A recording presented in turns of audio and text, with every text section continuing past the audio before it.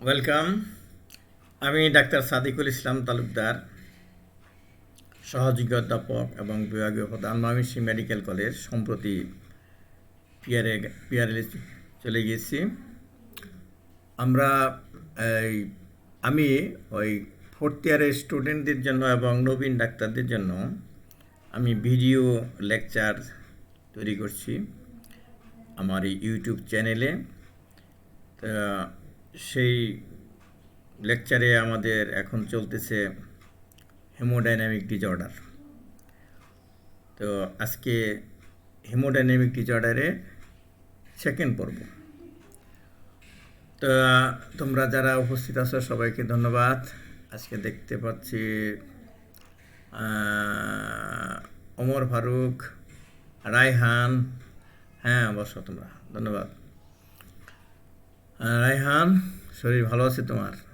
Good. Renal edema,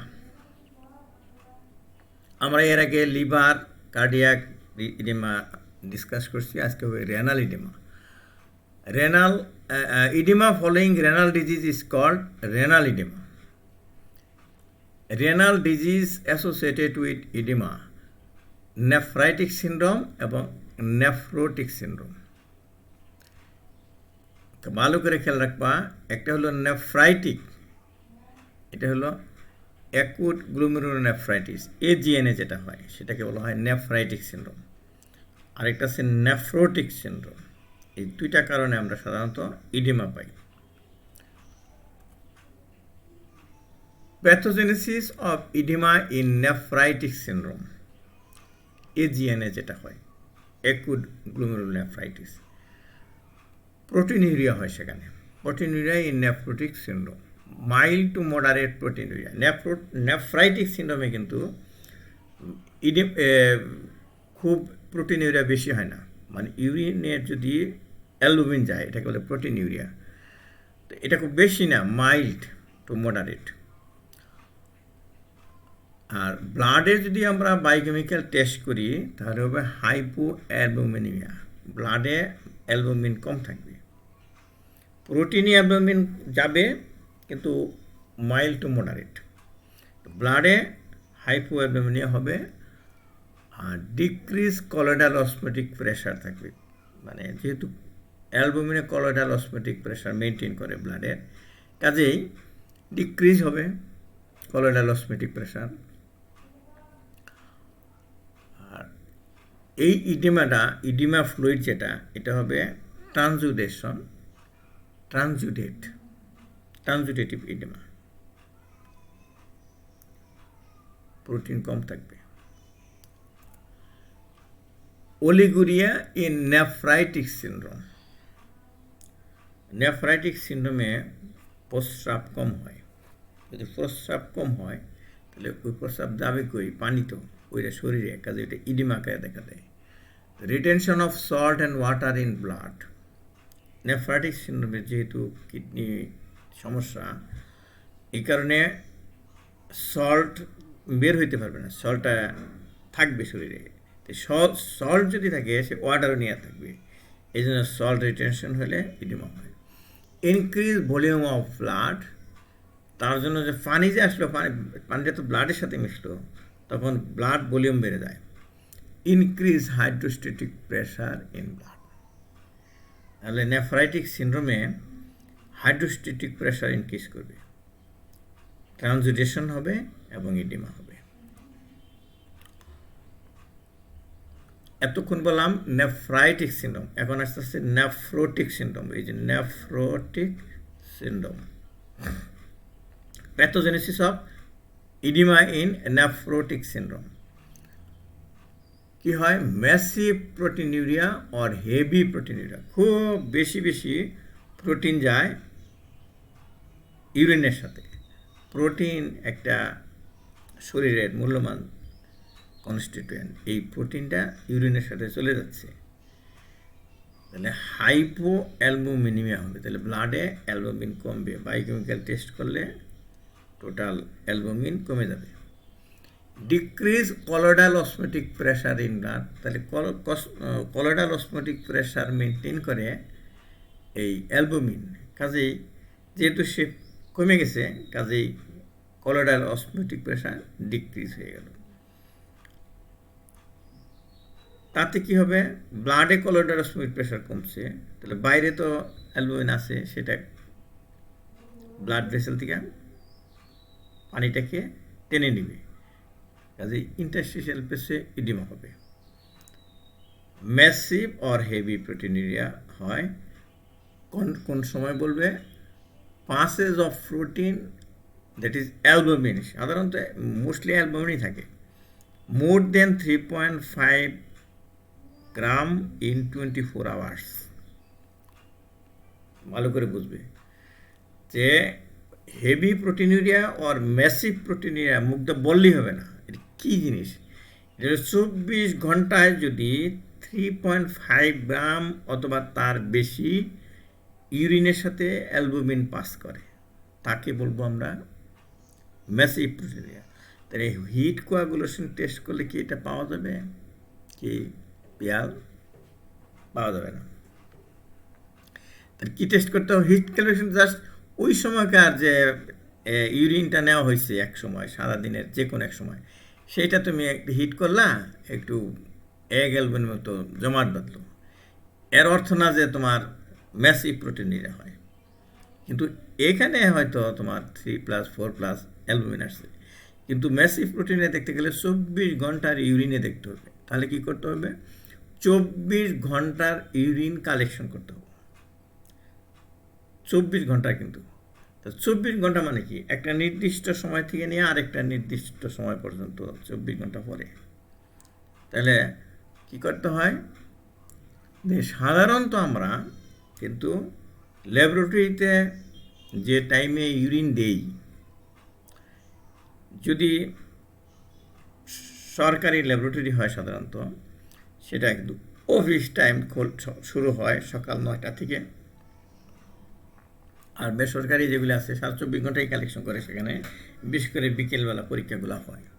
তাহলে তুমি ওই টার্গেট করে নিবে যে কোথায় তুমি পরীক্ষাটা করতে দিছো, তাহলে যে টাইমে তুমি পরীক্ষা করতে দিবা ওই রকম টাইম থেকে শুরু করতে হবে তোমাকে। যেমন যদি তুমি পরীক্ষা করতে দাও 3টার সময়, তাহলে রুগীকে বলবে যে আপনি 3টার সময় প্রস্রাব করবেন, বাথরুমে ফেলে দিবেন। তাহলে এই যে 3টার সময় বললাম, এই 3টার টাইমটা ও নোট করবে। এইখান থেকে কিন্তু শুরু হয়েছে তার, যদিও 3টার সময় ফেলে দিছে, কিন্তু তার ইউরিনারি ব্লাডারে এই 3টা থেকে বিকাল 3টা থেকে ইউরিন কালেকশন হচ্ছে। তারপর যখন 2-3 ঘন্টা পরে আবার প্রস্রাবের চাপ হলো, ওইটা একটা বোতলে নিয়ে ধরলো আর কি, ওইটা একটা বড় কন্টেনারে রাখলো, যেখানে এই প্রিজারভেটিভ দেওয়া আছে, টলুইন। সাধারণত টলুইন দিতে হয়। টলুইন যদি কোথাও না পাওয়া যায়, তাহলে 5 ml ফরমালিন দিলেও হবে, টলুইনের বিকল্প। আর টলুইন দিলেও ওই তোমার 1 ml বা 2 ml টলুইন দিলা ওই কন্টেনারে। তো তাতে হবে কি, ওই ব্যাকটেরিয়াল ওভারগ্রোথ হবে না। তো একটা প্লাস্টিকের বয়ম নিতে হয় পরিষ্কার, আর ইউরিনটা কালেকশন করলে হয়তো একটা বোতলে, মেয়ে হইলে একটা হোয়াইট একটা গ্লাসে নিল বা বিকারে নিয়ে কালেকশন করে ওর মধ্যে ঢেলে দিল। তা আবার যখন প্রস্রাব আসবে, ব্যাগ হবে, তখন আবার প্রস্রাব নিয়ে ওই বয়মে রাখবে। এরম করতে করতে পরের দিন যে 3টার সময় শুরু করছিল, ওই সময় লাস্ট প্রস্রাব করবে।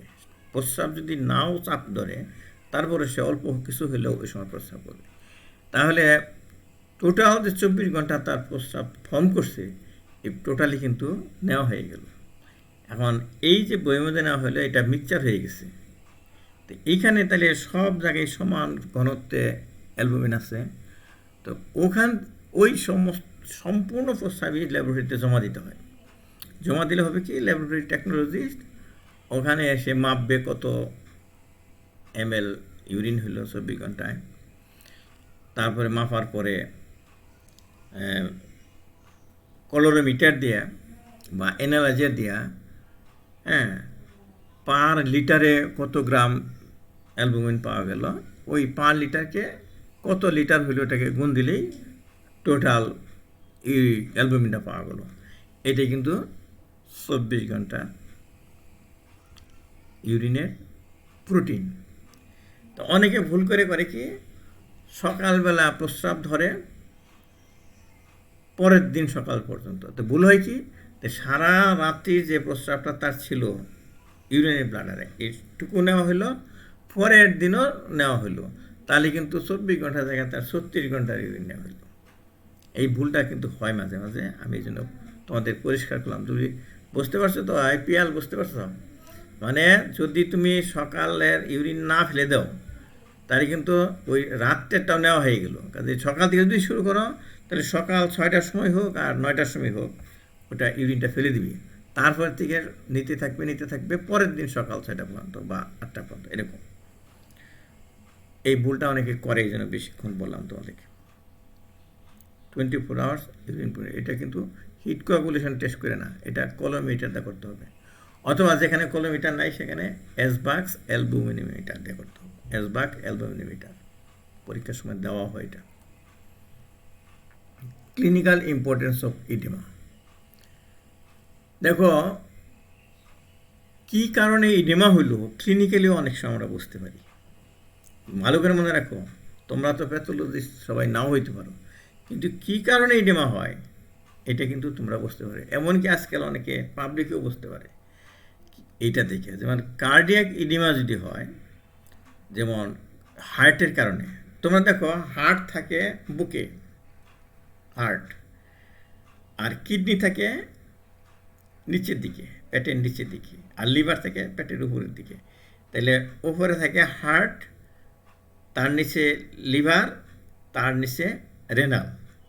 তাই এখানে দেখো ইন্টারেস্টিং ঘটনা, যে উপরের টারিডেমা হয় নিচে, নিচের টারিডেমা হয় উপরে, মাঝখানের ইডেমা হয় মাঝখানে।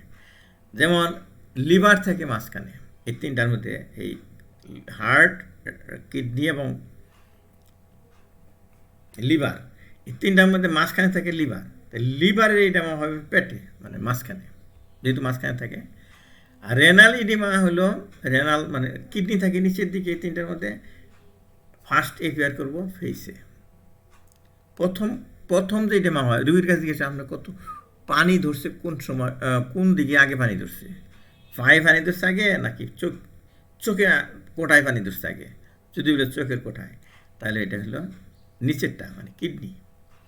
আর যদি বলে কি পায়ে পানি ধরছে আগে, পা মানে কি নিচে, তাহলে তার সমস্যা উপরে হার্টের কারণে ইডিমা শুরু হয় পা থেকে, কিডনির কারণে ইডিমা শুরু হয় চোখ থেকে, চোখের মানে আইলিড থেকে, আর হেপাটিক ইডিমা তো পেটে। আর যখন ইডিমা সিভিয়ার হয়ে যায় তখন সারা শরীর, কিন্তু শুরুটা হয় এইভাবে। এটা ক্লিনিক্যাল ইম্পর্টেন্স। আরেকটা টার্ম আছে এনজিওইডিমা।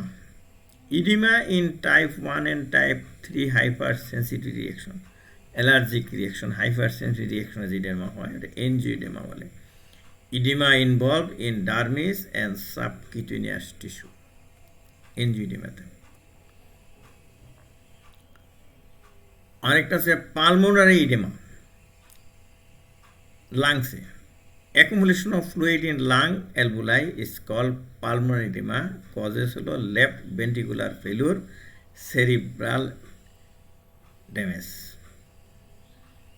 এই দুইটা কারণে হয়। Hypoxia in pulmonary oedema, fluid in alveolar space cause scarcity of gas in alveoli. অ্যালভুলাইয়ে থাকবে বাতাস, কিন্তু ওখানে যে আগে ফ্লুইড এসে থাকে, বাতাস তো ঢুকতে পারবে না, বাতাস কম পড়বে। বাতাস কম পড়া মানে কি অক্সিজেন কম পড়া। তাহলে পালমোনারি ইডিমাতে অক্সিজেন পাবে না। Blood in interalveolar septal capillaries can not obtain sufficient oxygen, the cellular hypoxia throughout the body. ইডিমা হয়েছে লাংসে, সারা শরীরে হাইপোক্সিয়া হইল, কারণ ওই সেপ্টাল যে ক্যাপিলারি আছে তারা অক্সিজেন নিতে পারে না, নিলে পানি। সেরিব্রাল ইডিমা, ব্রেনের ইডিমা।